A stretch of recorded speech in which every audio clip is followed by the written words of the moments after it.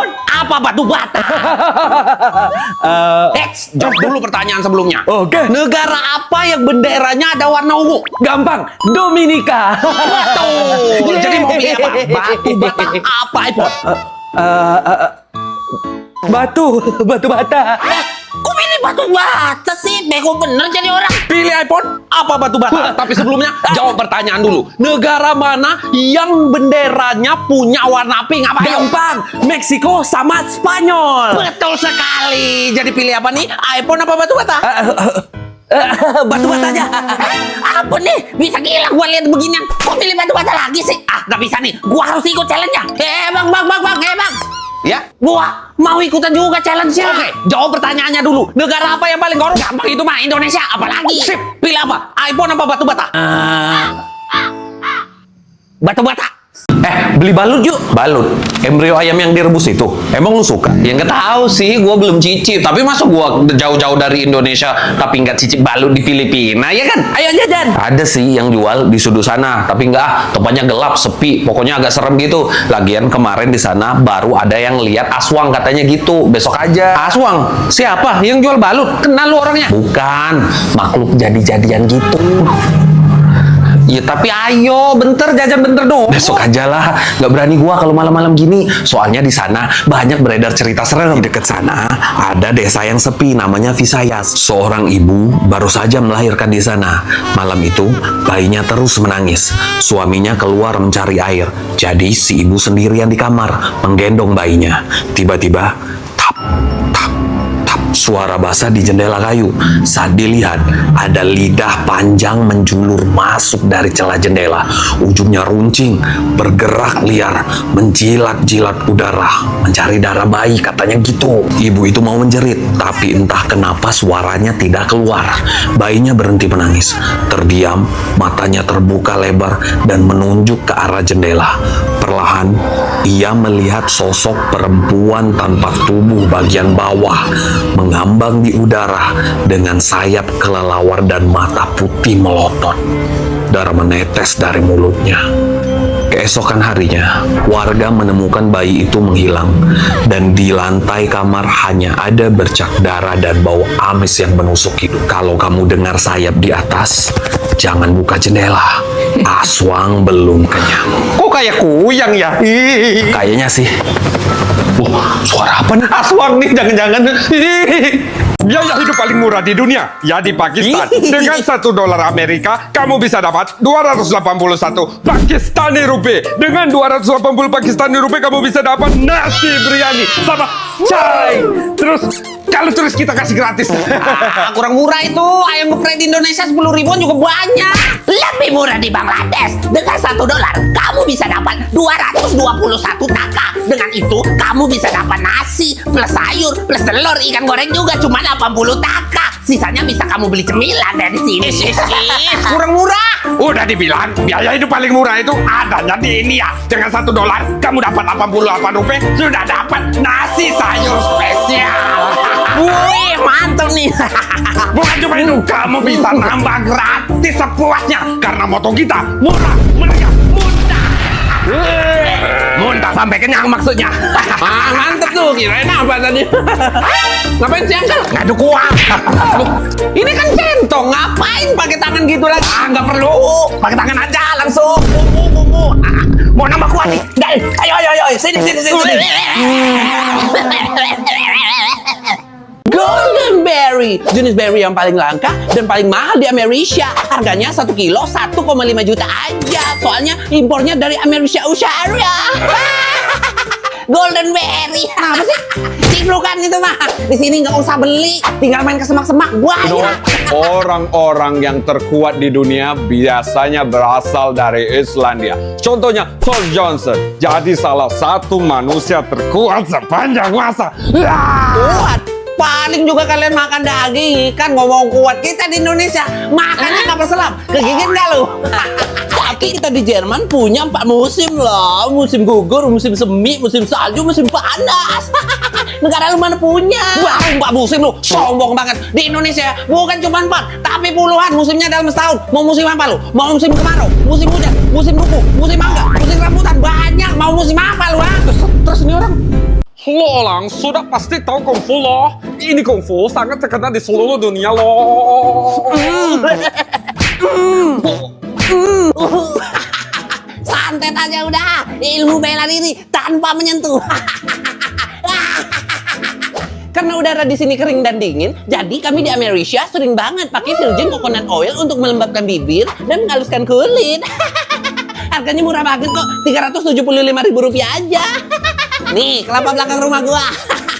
Mau bikin virgin oil, mau bikin perjaka oil, bisa. Duit 300.000 dijadiin minyak kelapa, bisa sampai kelelep lu. Di Jepang kami juga suka loh makan gorengan. Ada takoyaki, ada okonomiyaki, ada tempura. Satu bijinya itu Rp15.000 aja. Sebiji gorengan 15.000. Ya ampun mbak, kalau emang suka makan gorengan ya ke Indonesia aja. Makan sendiri 15.000, gorengan tuh udah bisa kenyang sampai muka jadi berminyak kayak gorengan. 15.000. Kali ini 100.000 di Singapura dapat banyak lah ya. Kan deket Indonesia. Cicip makanan Singapura dulu. Pesen ayam mainan 1 kak. Berapa? Hah? 1 doang. Berapa sih? $5 Ya ngomong dari tadi. Nggak peka. 5. Ini 50. Kembalian 45 berarti. 45 kepala bapak. $5 Singapura itu kalau di rupiah jadi Rp68.000. After tax jadi Rp100.000. Kok mahal banget sih nasi ayam doang? Mahal, murah ini. Negara Singapura itu negara paling tinggi biaya hidupnya di ASEAN. Bahkan masuk 10 besar di dunia negara dengan biaya hidup paling mahal di dunia. Itu karena hampir semua barang di sini impor. Sewa tempat juga mahal. Oh gitu ya. Tapi kak, ini kan belinya udah mahal-mahal nih. Ada gratisannya nggak sih? Hah? Gratis? Yang gratis di sini ada nggak? Oh, yang gratis ada. Apa tuh? Korang tarik nafas, hembuskan. Nah, itu tuh yang gratis di sini. Nafas. Duit 100.000. Kalau di Indonesia mah bisa beli rumah. Nani? Antoni? Serius, beneran.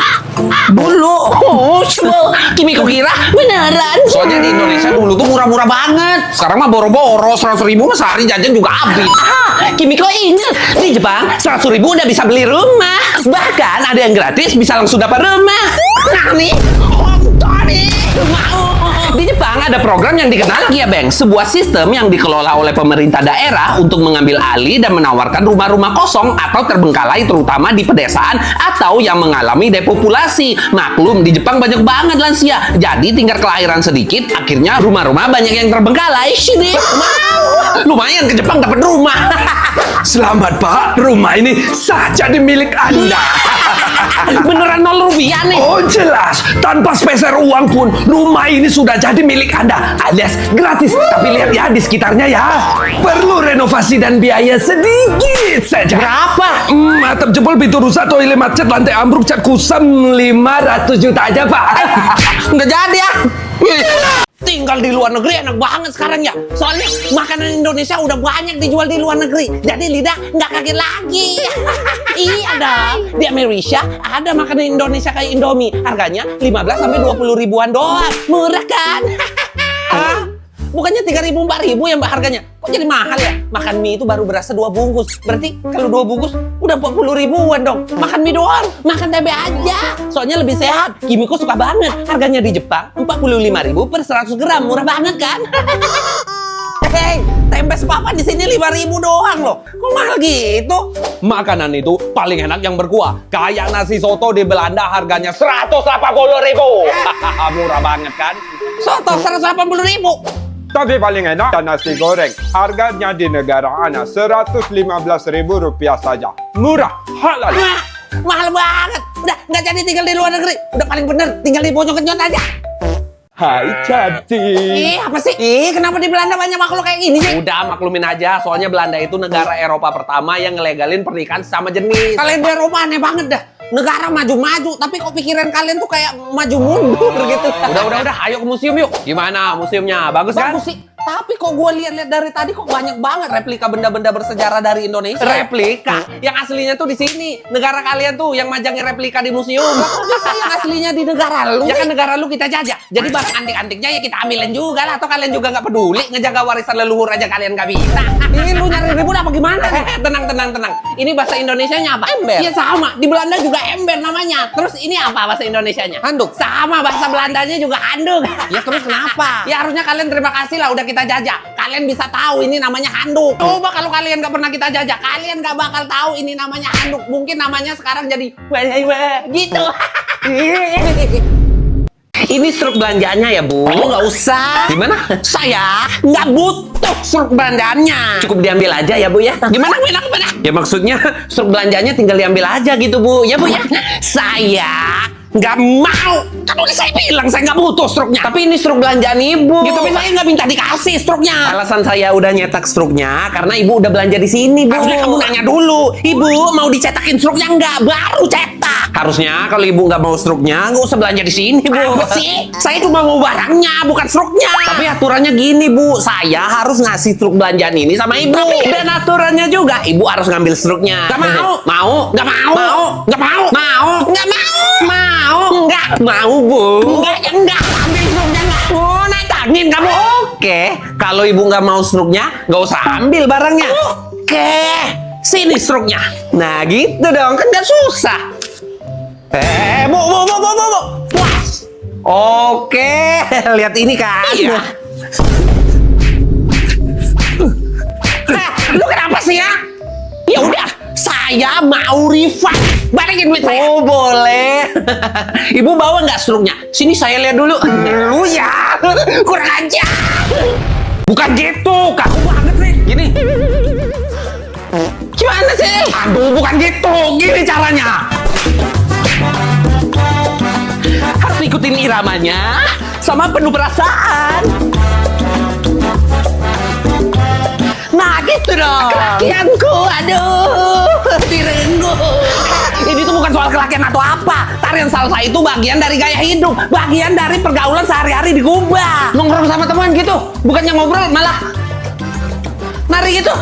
Hah? Oh iya jelas, tarian salsa itu berasal dari Karibia, khususnya Kuba dan Puerto Rico. Tapi kemudian populer di New York oleh para perantau Latin. Salsa sendiri berarti saus dalam bahasa Spanyol karena menggambarkan percampuran beragam gaya musik dan tarian. Salsa juga bisa bikin sehat, bisa untuk membakar kalori, dan bisa meningkatkan keseimbangan tubuh karena termasuk latihan kardio. Ada kejuaraan dunianya juga loh, World Salsa Championship. Gimana nggak ngebakar kalori gerakannya gini? Aduh cepet. Ayo semangat. Iya. Yang bener dong gerakannya. Keluar lagi lakinya. Aduh. Tahun baruan di Spanyol enaknya ngapain ya? Apa aja. Yang penting kita tuh harus makan 12 buah anggur. Lah 12 anggur. Mana kenyang? Ini bukan buah kenyang-kenyangan, tapi tradisi ini namanya Las 12 Uvas. Artinya 12 anggur keberuntungan kita. Harus makan 12 anggur tepat di jam 12 malam saat lonceng pergantian tahun bunyi. Loh, buat apa gitu? Tiap anggur mewakili bulan-bulan dalam 1 tahun. Siapa yang makan anggur sesuai irama lonceng dia bakal beruntung. Di sini kan jam 12 malam artinya 12 kali loncengnya bunyi. Jadi makan gitu. Setahun ke depan bakal beruntung tiap bulannya. Emang setahun kemarin lo beruntung terus? Enggak. Tuh kan. Sebenarnya ini cara petani anggur aja yang promosiin hasil panennya. Malah nyebar ke seluruh Spanyol. S3 marketing ternyata. Di Indonesia emang ada tradisi unik tahun baruan. Ya paling kita bakar jagung, bakar ayam, bakar ikan buat dimakan rame-rame gitu. Wah buat apa tuh? Buat keberuntungan juga. Buat kenyang lah. Kita lapar soalnya.